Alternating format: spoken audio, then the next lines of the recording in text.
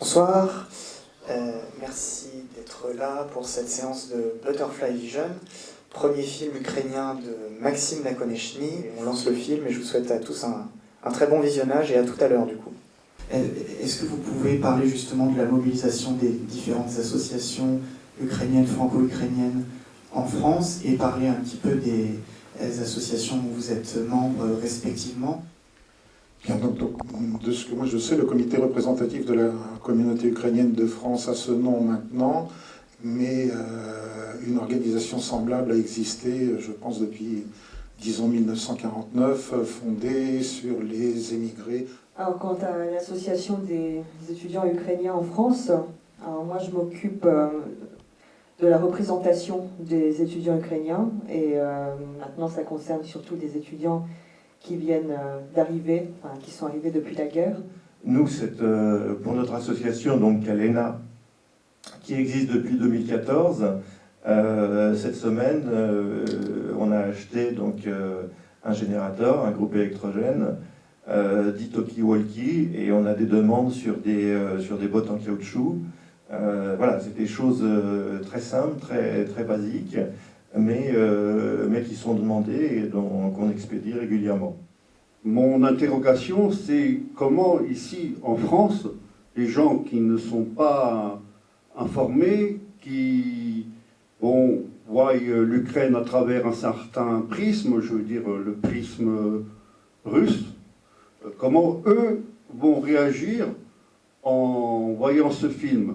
Et je sais qu'une amie française qui a été voir le film m'a dit, tu sais, j'ai trouvé ce film très, très dur et émouvant, mais il y a des choses que je n'ai pas compris au niveau de la société ukrainienne. Notamment la façon dont les gens réagissent les uns par rapport aux autres.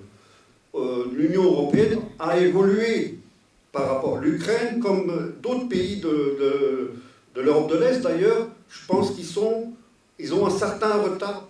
Je pense que c'est une très bonne remarque. Oui, nos sociétés sont très différentes, mais par exemple, tous les Français qui vont vivre un certain temps en Ukraine tombent en général amoureux de l'Ukraine et comprennent cette société.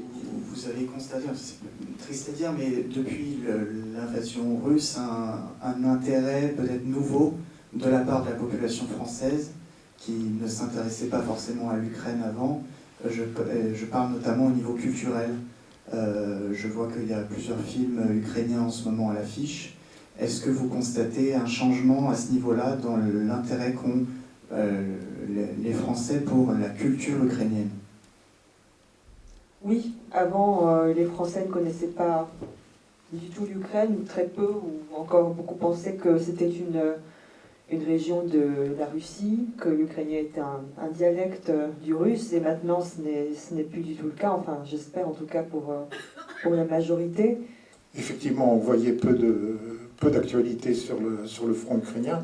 Auparavant, maintenant, on a quand même des journalistes de haut niveau, ils se sont documentés à la vitesse, je dirais, très grand V. Tous les instituts académiques de France se sont mis à organiser des conférences sur l'Ukraine, et donc il y a eu une prise de connaissance. Et il continue à y avoir beaucoup par exemple, de concerts qui circulent, donc qui donnent accès à la musique ukrainienne. Oui, je pense qu'il y a eu une réaction extraordinaire de solidarité de la population française en termes d'aide apportée spontanément, qui s'est exprimée de différentes manières, soit par des dons, des initiatives. Beaucoup de Français sont proposés pour héberger des réfugiés ukrainiens. Est-ce que vous trouvez de manière plus générale que la France fait assez pour aider l'Ukraine? Pour le moment, ça va. Pour le moment, moi je suis sur les manifestations 2 fois par semaine, donc il y a beaucoup de réfugiés justement qui viennent à nos manifestations. En fait, il faut voir que tout ça est arrivé très, très rapidement et je pense que la réponse au niveau des préfectures a été malgré tout assez rapide et la proposition d'un package pour obtenir la protection temporaire finalement était assez bien faite. Donc, d'un côté diplomatique et soutien militaire, on pourra quand même rappeler que très récemment, on a eu la campagne pour le statut de candidat de l'Ukraine pour être membre de l'Union européenne. Et j'ai participé à des actions de lobbying où au début on disait les plus grands points de difficulté sont la France et l'Allemagne. Et finalement c'est quand même le président Macron qui a emmené les Italiens et Scholz en Ukraine pour avancer ce dossier. Moi je vais exprimer mon opinion personnelle en tant que Français et d'origine ukrainienne. Je pense que autant, vous voyez, au niveau de la population française, j'ai trouvé une super solidarité avec l'Ukraine. Les gens étaient vraiment bien accueillis. Autant au niveau de la presse et des médias, je trouve qu'il y a encore un côté russo-centré, aussi bien dans la télévision que dans les journaux. Ça veut dire qu'au lieu de donner la prépondérance à l'Ukraine, aux événements qui se passent en Ukraine, on parle toujours par rapport à ce que va faire le dictateur Poutine. Comment va-t-il réagir? Et on a l'impression, enfin moi en tout cas, j'ai l'impression que le président ukrainien, que le gouvernement ukrainien, que les Ukrainiens en général, ils passent en second plan, parce qu'on est toujours braqué sur ce que va faire Poutine, que vont faire ses compagnons, ces criminels, parce que c'est des criminels pour moi.